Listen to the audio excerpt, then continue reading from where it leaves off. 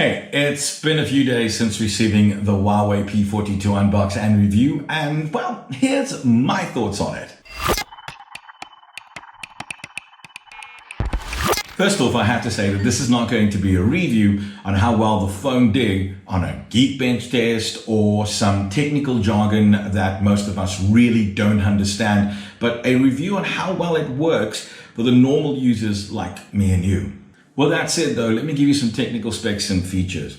Now, the Huawei P40 Pro uses an Android operating system. It comes with a 6.5-inch AMOLED display, and it runs Huawei's new Kirin 990 chipset. It has a 50 megapixel Leica quad camera on the back, which means it's 4 cameras on the back, and a 32 megapixel dual camera on the front of the camera. It has 8 gigs of RAM built in, and it can be upgraded to 256 gig of internal memory as well. And it comes with a 4200 milliamp battery. Almost sound like a certain president. Anyways, what does that all mean? Well, it's powerful enough to rival some very, very high-end computers and also some DSLR cameras. Now, those are professional cameras that are used by real photographers. It will definitely give these things a run for the money. Now that we have that out of the way, how's it to use in the real world? Well, in my hands and in those of my wife and my daughter who've both tried it, it's very easy to use. Even with the 6.5-inch screen, it is comfortable, and reaching the parts of the screen, it's not really that difficult to use.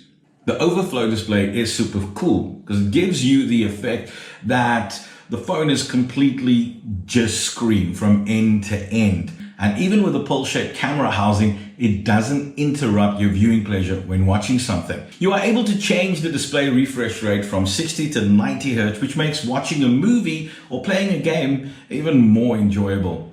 Connectivity-wise, it has all the basic features like Bluetooth, Wi-Fi, GPS, a USB-C data port, and covers all the required cellular frequencies from 2G to 5G. Basically, it's got you covered so you can always stay connected. The 40-watt supercharger is amazing. Basically, if you need to charge your phone quickly, this unit will have you at almost full capacity in 30 minutes. Plus, you're also able to easily wirelessly charge other devices directly from this phone. The thing Huawei is very proud of, and I'm super impressed with, is its new built-in AI technology. Everything from gesture to gravity sensors, to gyroscopes, to color temperature, ambient light, fingerprint, and proximity sensors, they're all just built in. The latter, for example, is for when you're using the phone and someone pops up behind you to sneak a peek. The phone will automatically, yes, I'm using that word, close the screen, like a built-in privacy sensor for those busybody people. Talking about security, the phone has a built-in fingerprint scanner on the screen, and its facial recognition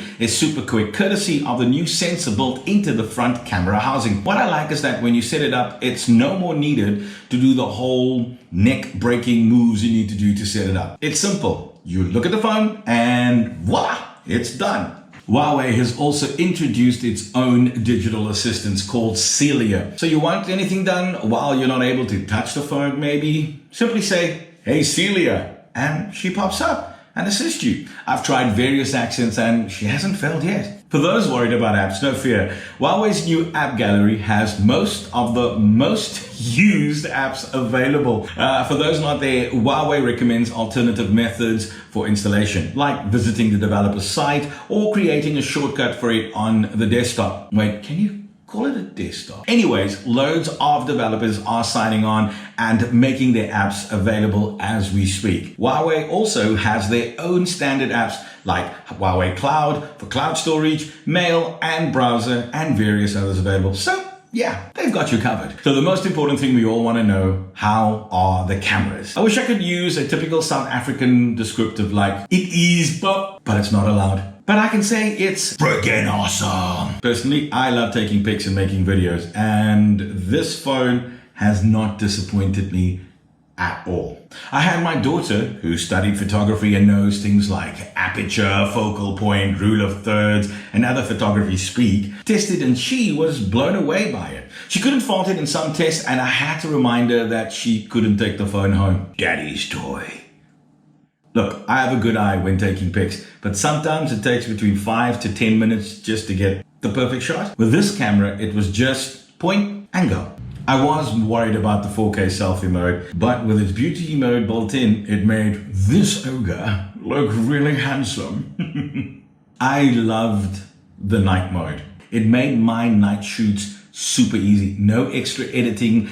Needed to brighten this or add extra light here or use a flash for this there. It was just cool. Just took the picture and done. It also has this feature that if you're taking a pic and someone accidentally on purpose walks into your shot, well, then you can just automatically, that word again, remove it by just a swipe and a click. That's cool, right? Filming was super easy. With the rear camera in its mounted position, I was guaranteed I was on point every time, and I never even got my finger in the shot, which I tend to do all the time. What's my overall verdict? I've been an avid iOS user for years, and because it just seamlessly works with all my devices, but with the way things are moving and costs are soaring through the roof, it's becoming more and more difficult just to kind of get everything. This unit though, it works with absolutely everything. I'm able to share data from the phone to my PCs and laptops easily. So in a nutshell, this phone is awesome.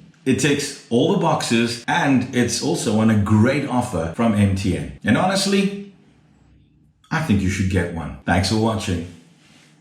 Now to convince them to give me this one.